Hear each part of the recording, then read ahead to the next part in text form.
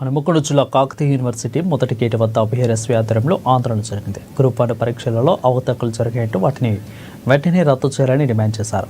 ఈ మేరకు ప్రభుత్వ దిష్టిబొమ్మను దహనం చేసిన బీఆర్ఎస్ విద్యార్థులు సంఘ నాయకులు ఆందోళన చేస్తున్న విద్యార్థి సంఘ నాయకులను అరెస్టు చేసి పోలీసులు స్టేషన్కి తరలించారు.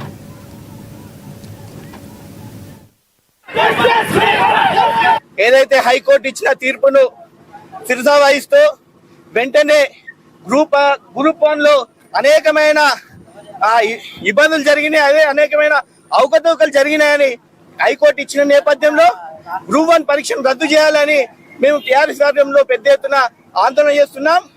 చూసుకున్నట్టయితే ఇప్పటి వరకే హైకోర్టు అనేక సార్లు రోజు మొట్టికాయలు ఇచ్చింది ఈ రాష్ట్ర ప్రభుత్వానికి.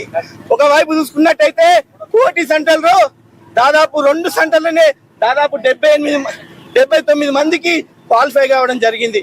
ఇలా చెప్పుకుంటూ పోతే అనేకమైన అవకతవకలు జరిగింది ఈ కాంగ్రెస్ ప్రభుత్వంలో. వెంటనే ఈ యొక్క గ్రూప్ 1 పరీక్షను రద్దు చేయాలని కూడా అందరూ నిరుద్యోగులు రాష్ట్ర వ్యాప్తంగా కూడా ఆందోళన చేస్తున్నారు.